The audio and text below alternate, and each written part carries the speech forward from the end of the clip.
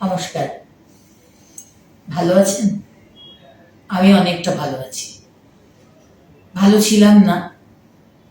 আপনারা অনেকেই জানেন যে 20 তারিখ 20শে অগস্ট এই বেসরকারি হাসপাতালে ভর্তি হয়েছিলাম। 20 থেকে 28শে অগস্ট নিউমোনিয়া, অ্যাজমা, শ্বাসকষ্ট, কাশি, জ্বর সবকিছু নিয়ে ভর্তি হয়েছিলাম। তারপর সুস্থ হয়ে যাই। ডাক্তারবাবু বারবার বলেছিলেন বাড়ি থেকে বেরোবেন না, কিন্তু কথা শুনিনি। বাড়িতে মন লাগে না। স্টেট অফিসের মিটিং, বিধানসভার 3 দিনের অধিবেশন, বক্তব্য রাখা। এলওপি বারবার বারণ করেছিলেন বক্তব্য রাখবেন না, কথা শুনিনি। চিৎকার, চেঁচামেচি, প্রতিবাদ। 5 জন এমএলএ আমরা এলওপি সমেত আমরা সাসপেন্ড হয়ে গেলাম। প্রতিবাদ তো চলবেই।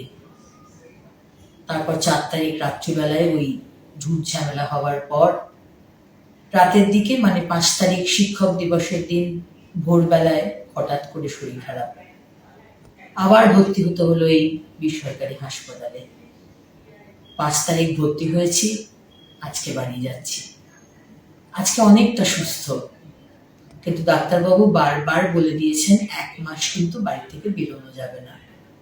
তাই অ্যাকচুয়ালি আপনাদের সঙ্গে হয়তো দেখা হবে না, কিন্তু ভার্চুয়ালি তো দেখা হতেই পারে, এবং ভার্চুয়ালি দেখা হবে, মাঝে মাঝেই দেখা হবে।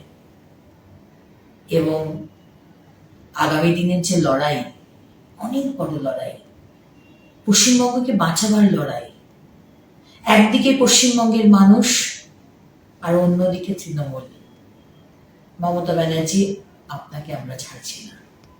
আপনার প্রতিবাদ, অন্যায়, এর প্রতিবাদ হবেই। হাতে আর কয়েকটা মাস বাকি। ইউনাইটেড হয়ে সবাইকে লড়াই করতে হবে। সামনে পুজো, আকাশ নীল হয়ে গেছে। এতদিন বৃষ্টি হয়েছে, কিন্তু এখন পুজোর আকাশ বেরিয়ে গেছে, কারণ মা আসছেন। পুজোর মধ্যে জানি না, হয়তো দেখা হয়ে যেতেও পারে, কিন্তু পুজোর পরে আপনাদের সঙ্গে সবার সঙ্গে দেখা হচ্ছে। ভালো থাকবেন, সুস্থ থাকবেন, পুজো খুব ভালো কাটুক। নমস্কার।